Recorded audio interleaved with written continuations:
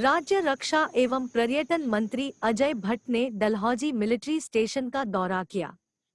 यहां पहुंचने पर सेना के अधिकारियों व एसडीएम डलहौजी जगन ठाकुर ने उन्हें पुष्पगुच्छ भेंट कर स्वागत किया, जिसके पश्चात राज्य रक्षा एवं पर्यटन मंत्री अजय भट्ट ने यहां बैलून मैदान में नवीनतम तकनीक पर आधारित हथियारों का जायजा लिया और भविष्य की चुनौतियों से निपटने के लिए तैयार रहने व हथियारों के ढांचागत विकास के लिए आह्वान किया। इसके साथ ही उन्होंने सशस्त्र बलों से उत्कृष्टता के लिए प्रयास करने और राष्ट्र निर्माण के लिए खुद को समर्पित करने का आग्रह किया। नवीनतम हथियारों की इस प्रदर्शनी के दौरान दाह डिवीजन के जीओसी और डलहौजी मिलिट्री स्टेशन के कमांडर भी उपस्थित रहे। ये जो पहले हमारे पास सेट थे उनके पुलिस पे रेंजिंग का ज़्यादा है, इसलिए क्लैरिटी भी ज़्यादा है। वॉकी टॉकी मेड नहीं है, कैमरा है इसमें, कैमरा की सुविधा नहीं। वो भी सर रेफरेंस में जो आएगा तो उसमें आ रहा है। ये इंडिविजुअल प्रोटेक्शन किट है सर, जैसे हम बुलेट प्रूफ पहनते हैं सर, तो बुलेट प्रूफ के साथ ही बाकी चीज़ें रखने की सुविधा है सर। इसमें 2 प्लेट हैं सर, एक आगे एक पीछे। टोटल इसका वेट जो है लगभग 6 kg है सर। इसको पहनने के बाद फिर बुलेट प्रूफ पहनने की जरूरत नहीं सर, ये बिल्कुल सर क्या है सर, सभी है। इसी दौरान राज्य रक्षा एवं पर्यटन मंत्री अजय भट्ट ने बैलून मैदान में उपस्थित सेना के अधिकारियों व जवानों के साथ सामूहिक चाय के साथ सबसे मुलाकात कर मार्गदर्शन करते हुए शुभकामनाएं दी। इस मौके पर अजय भट्ट ने दाह डिवीजन की फॉर्मेशनों और यूनिटों का भी दौरा किया।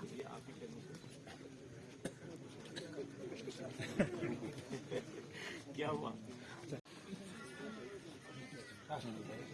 लेकिन आप उसी प्लेट को लेना, नहीं तो दूसरी भी चलेगी। ठीक है ना? Thank you. जय हिंद।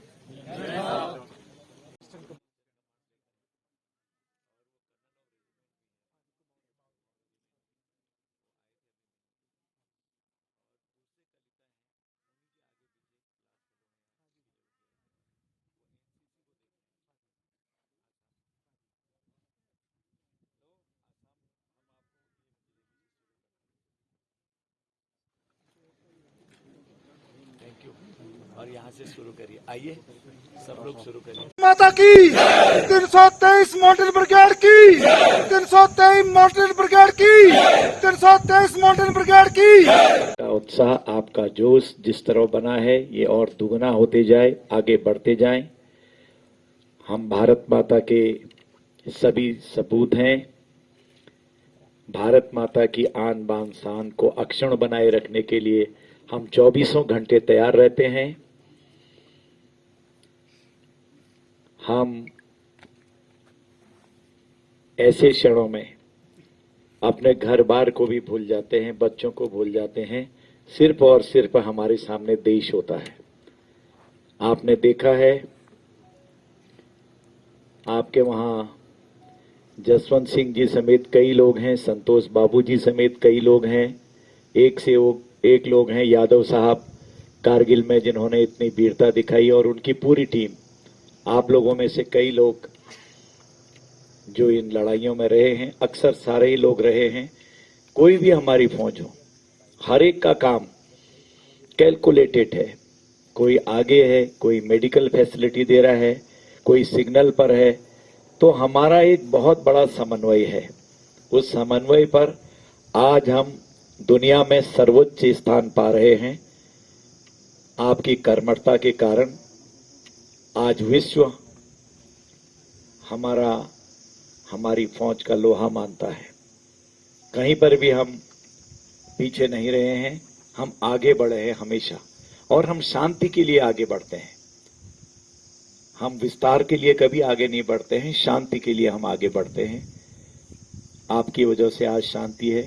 हम चैन की नींद इसलिए सो रहे हैं कि इस समय भी सीमाओं पर, चाहे रेगिस्तान हो, चाहे हिमालय की पहाड़ियां हो, तो वहां पर जागते रहो। इस समय भी जवान पहरा दे रहे हैं।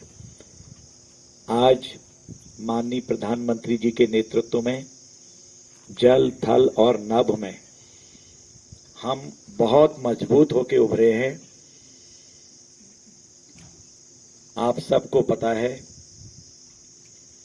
कि हमने आज 38,500 करोड़ रुपए का अभी तक निर्यात कर दिया है आर्मी के साजो सामान का। एक समय था कि हम बहुत कम कर पाते थे।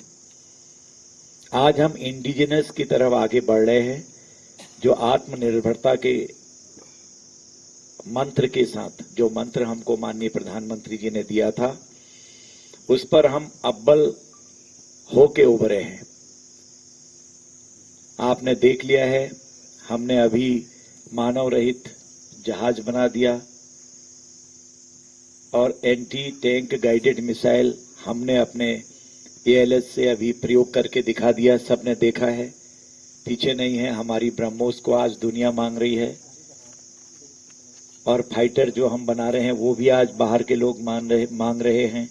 तो इस तरह से हम परफेक्ट हैं, आज हर चीज में आगे बढ़ रहे हैं। जो माननीय प्रधानमंत्री जी ने हमको मंत्र दिया सबको कि देश आत्मनिर्भर बने हर क्षेत्र में, तो यहां आज हम आत्मनिर्भर पूरी तरह से बनने जा रहे हैं।